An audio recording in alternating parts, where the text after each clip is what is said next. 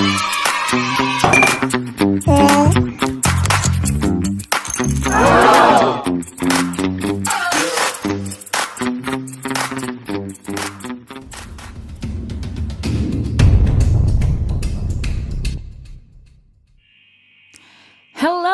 welcome to our math channel. Di channel ini akan berisi video-video tentang pembelajaran matematika. So, kalau kamu punya pertanyaan seputar matematika ataupun kamu mau request topik untuk dibahas atau di videoin, tinggal komen aja. Oke, selamat belajar. Halo, shalom, selamat pagi, siang, sore, atau malam bagi kalian yang menyaksikan video ini. Oke.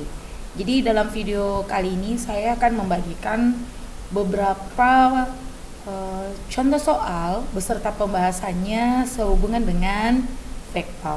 Jadi selamat belajar. Oke, soal yang pertama.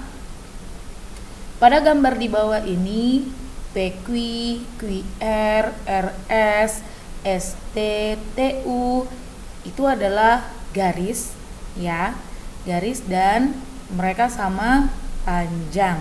Oke. Jadi PQ, QR, RS, ST, TU itu sama panjang sama besar. Dalam gambar juga sudah terlihat. Nah, kemudian ada info tambahan bahwa vektor posisi P yaitu vektor P dan vektor posisi S yaitu vektor S kemudian dituliskan, jadi ini pertanyaannya nih, tuliskan vektor posisi dari Q, R, dan T serta U terhadap O dalam bentuk P dan S. Oke, dalam bentuk P dan S. Mari kita kerjakan. Yang pertama, untuk vektor posisi Q, vektor posisi Q kita gambar nih ya. Q. Oke. Q berarti ini nih.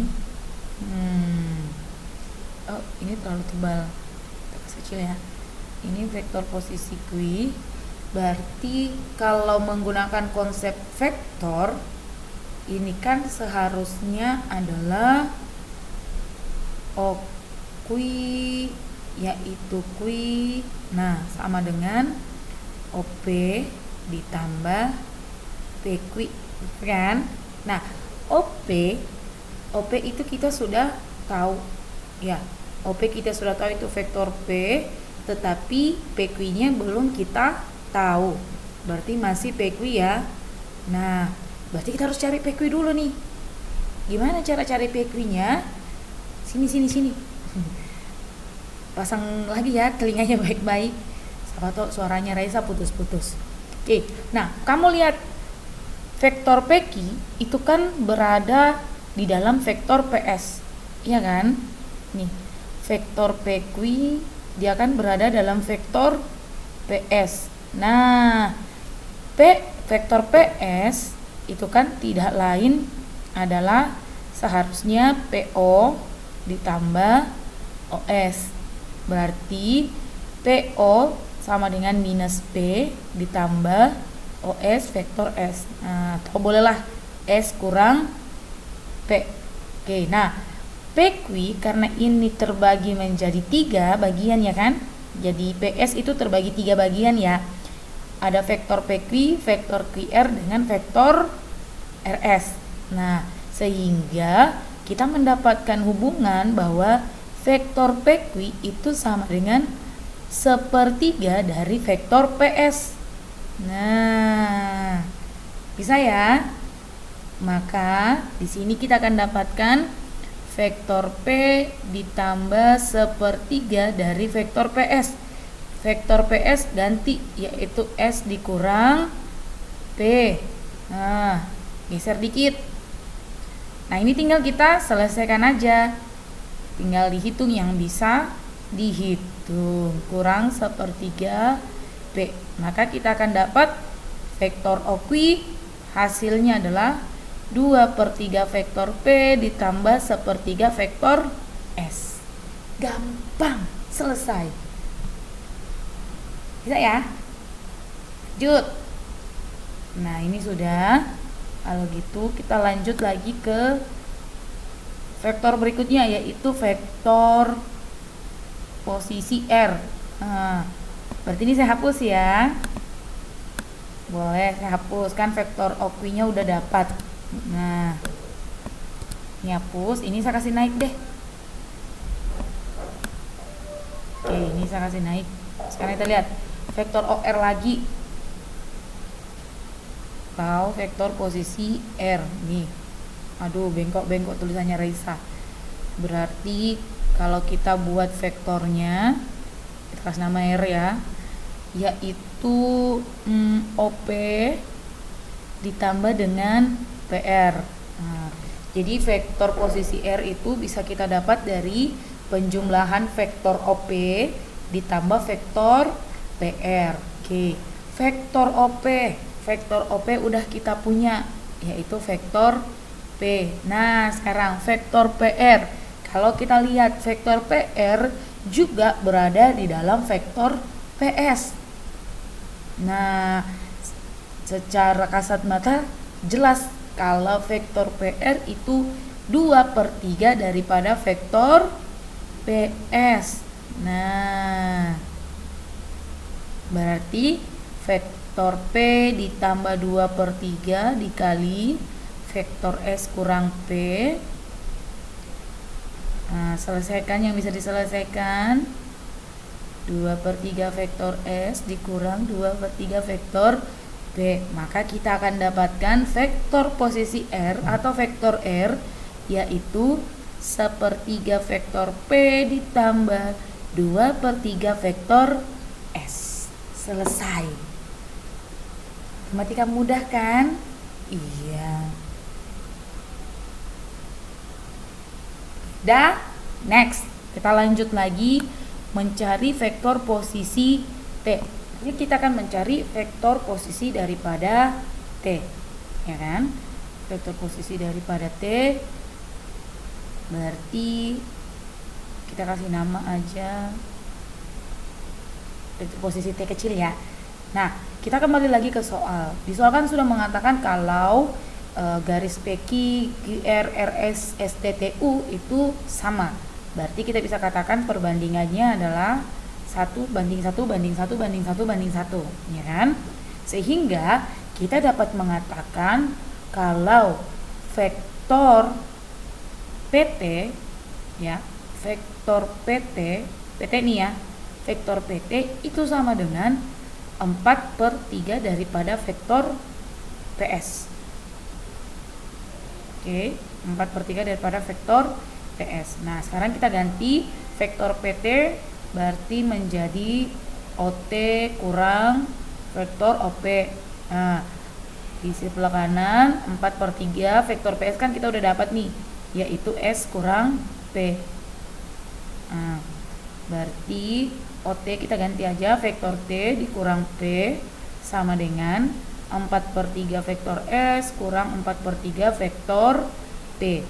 Sehingga vektor T sama dengan 4/3 vektor S kurang 4/3 vektor P ditambah vektor P. Selesaikan. Kita akan dapat hasil akhirnya yaitu 4/3 vektor S dikurang 1/3 vektor P. Inilah dia vektor posisi T terhadap O. Nah, gampang bukan? Oke. Sekarang kita lanjut ke vektor posisi yang terakhir yaitu U. Hapus lagi.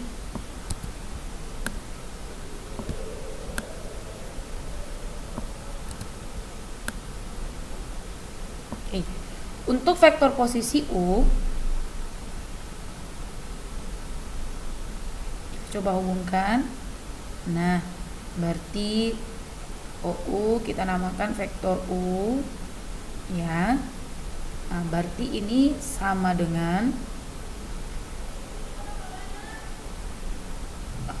no. Kita pakai konsepsi PT aja ya. Sama halnya dengan PT, berarti vektor PU itu sama dengan, berarti ini adalah 5 per 3 dari vektor PS.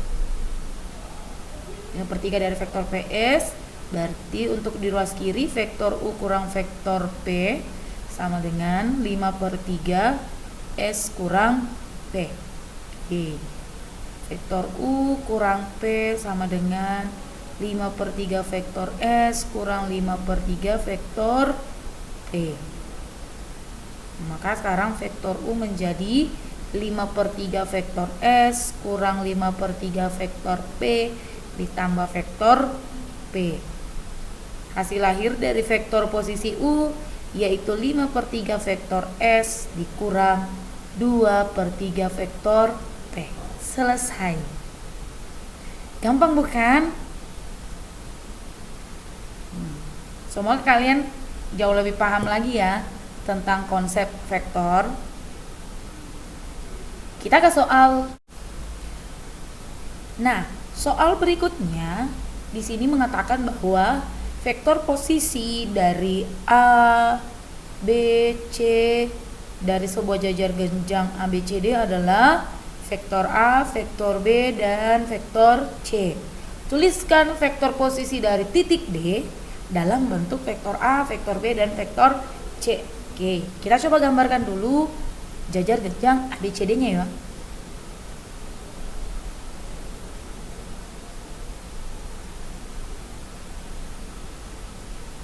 Oke, jangan ketawain gambarku ya. Oke, kita kasih nama titik ABCD-nya. Jadi karena ini adalah jajar genjang, berarti sifat dari jajar genjang dua sisi yang berhadapan itu sama besar, ya. Berarti di sini garis AB itu sama dengan garis DC. Nah, sama halnya dengan konsep vektor, dua vektor dikatakan sama ketika arahnya sama dan besarnya pun sama. Jadi dalam kasus jajar genjang ABCD ini, vektor yang sama yaitu yang pertama vektor AB dan vektor DC. Yang kedua yaitu vektor AD dengan vektor BC karena arahnya sama dan udah pasti besarnya sama. Oke, mau pakai yang mana? Mau pakai AB sama dengan DC atau AD sama dengan BC? Boleh, sama aja. Misalkan saya pakai persamaan yang ini, AB, vektor AB sama dengan vektor DC ya. Nah, sekarang vektor AB-nya kita ubah aja menjadi vektor posisi.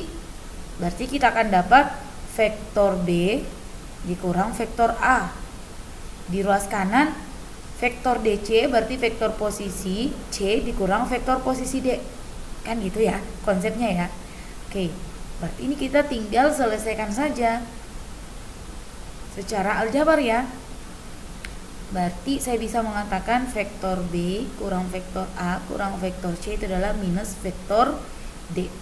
Atau kalau kita kali minus 1, maka kita dapat minus vektor B tambah vektor A tambah vektor C adalah vektor D. Nah, kasih rapi deh.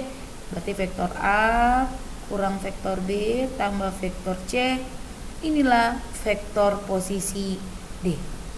Gampang bukan?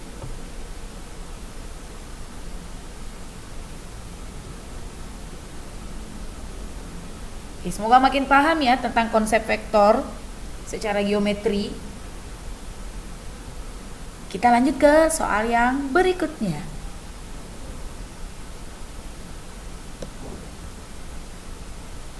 Nah, ini sudah mulai sedikit agak butuh penghitungan lebih butuh konsentrasi lagi nih soal yang berikutnya. Oke, perhatikan gambar berikut. Jadi ada segitiga OAB di mana ada titik M yang merupakan titik tengah OA. Berarti OA ini terbagi menjadi dua bagian sama besar ya, yaitu OM dan MA. Kemudian BP berbanding PM, coba lihat. Jadi di garis BM itu terbagi menjadi dua karena ada titik P di tengah garis BM, tetapi P ini nggak di tengah-tengahnya BM. Nah, P menyebabkan garis BM ini terbagi menjadi 2 dengan perbandingan 2:3. Jadi BP banding PM itu 2:3. Nah, diberikan vektor posisi dari A dan B terhadap titik O, yaitu vektor A dan vektor B. Tentukan vektor posisi dari P terhadap O. Oke, berarti yang ditanyakan yang ini ya. Nih, vektor posisi P. Oke, kita sama P. OB-nya yaitu B. Dan OA-nya yaitu A. Sekarang kita coba BP dibanding PM. Oke. Nah, kalau saya melihat vektor OP itu kan bisa kita dapatkan dari OB, vektor OB ditambah dengan vektor BP. Bisa juga vektor OP kita dapat dari vektor OM ditambah dengan vektor MP. Boleh, yang mana saja boleh ya. Nah, berarti yang pertama kita harus mencari dulu nilai daripada vektor BM. Nah, nilai dari vektor BM. Vektor BM kita bisa dapatkan dari vektor BO kemudian ditambah dengan OM, ya kan? BO tambah OM. Nah, vektor BO berarti minus B dan vektor OM itu berarti 1/2 dari vektor OA. Ya kan? Karena M itu titik tengah. Nah, maka kita akan dapat BM itu minus B ditambah 1/2 A. Oke, kita tulis rapi berurutan aja ya. 1/2 vektor A dikurang vektor B. Inilah dia vektor BM. Maka untuk mendapatkan vektor OP, saya menggunakan yang simple aja. Saya mau pakai yang OB. Ini di atas nih. Kita ganti warna ya. Saya pakai nih OB ditambah dengan BP untuk mendapatkan vektor posisi P. OB berarti vektor B ditambah, nah BP kita sudah dapat perbandingan kan, BP banding PM itu 2:3, berarti untuk bagiannya vektor BP yaitu 2/5 daripada vektor BM. Nah, maka kita akan dapat vektor B tambah 2/5. Nah, vektor BM mana? Di bawah sudah ada, yaitu 1/2 vektor A dikurang vektor B. Ya udah, kita tinggal hitung-hitungan aja nih. Vektor B ditambah, nah 2/5-nya tinggal kita kalikan ke dalam, kita dapat 1/5 vektor A dikurang 2/5 vektor B. Hasil akhir dari vektor posisi P yaitu 1/5 vektor A ditambah 3/5 vektor B. Inilah dia vektor P. Gampang bukan? Coba kita bandingkan dengan melalui jalur yang lain. Kan ada jalur yang satunya lagi, yaitu kita bisa menggunakan penjumlahan vektor OM ditambah dengan vektor NP. Nah, kita coba ya. Sama nggak jawabannya? Harusnya sama. Kalau nggak sama berarti ada yang keliru. Oke, saya geser dikit lagi di sini. Nah, sekarang untuk vektor kita pindahkan aja nih OP. Oke, pindahkan ke sini. Oke, OP sama dengan OM ditambah NP. Saya pakai warna ini aja deh, yang merah aja ya, untuk membedakan. Caranya beda, oke, tetapi kita akan punya hasil akhir yang sama. Seperti kata pepatah, banyak jalan menuju Roma. Boleh lewat jalur A, B, C, D, tetapi hasil akhirnya kita ketemu di Roma. Seperti demikian juga di soal yang saat ini. Oke, OM tidak lain adalah 1/2 dari vektor A ditambah MP. Nah, kita tengok dulu vektor MP. Vektor MP kan merupakan bagian dari vektor MB ya. Yang kita dapat tadi adalah BM. Berarti kalau vektor MB tinggal kita balik arah aja ya. Nah, di sini perbandingannya berarti kalau MP banding PB, yaitu 3 banding 2. Berarti vektor MP yaitu 3/5 dari vektor MB. Kita tinggal substitusi, yang bisa disubstitusi ditambah 3/5. Nah, karena yang kita punya vektor BM sementara kita mau pakai MB, berarti kita tinggal tukar aja ya. Berarti di sini B kurang 1/2 A. Mari kita hitung yang bisa dihitung. Ditambah 3/5 B dikurang 3/10 vektor A.